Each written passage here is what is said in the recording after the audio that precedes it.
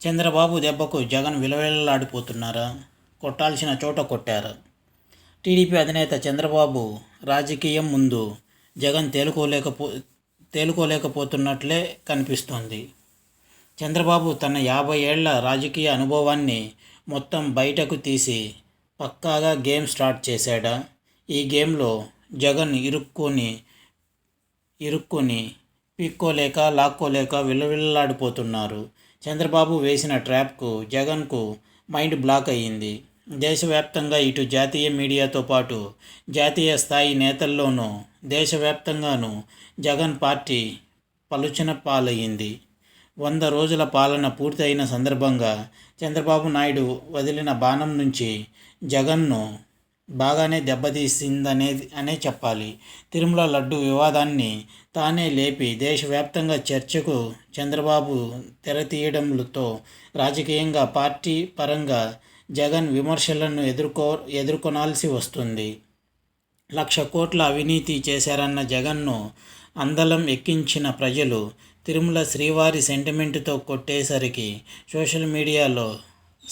Social మీడియాలో సైతం జగన్ పార్టీకి వ్యతిరేకంగా నెటిజన్లు ఫైర్ అవుతున్నారంటే ఏ స్థాయిలో తిరుమల లడ్డూల అంశం అంటుకుందో వేరే చెప్పాల్సిన పని లేదు.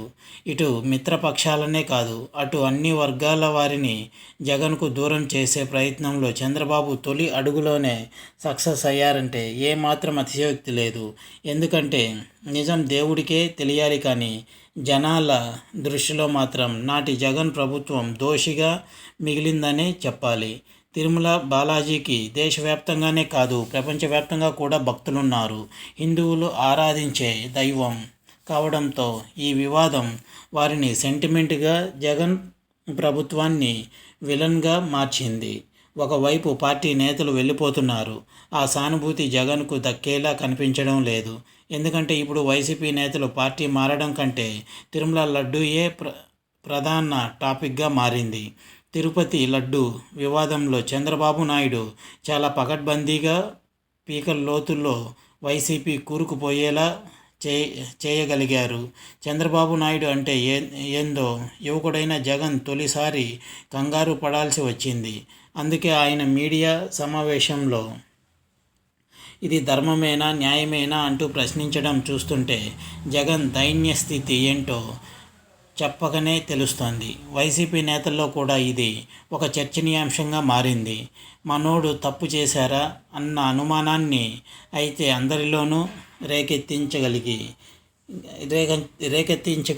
చంద్రబాబు జగన్ పార్టీని చావు దెబ్బ కొట్టారు. తిరుమల లడ్డూల వివాదం నుంచి తేరుకోవడానికి జగన్కు చాలా సమయం పట్టే అవకాశం ఉంది. ఇప్పుడు కేంద్ర ప్రభుత్వానికి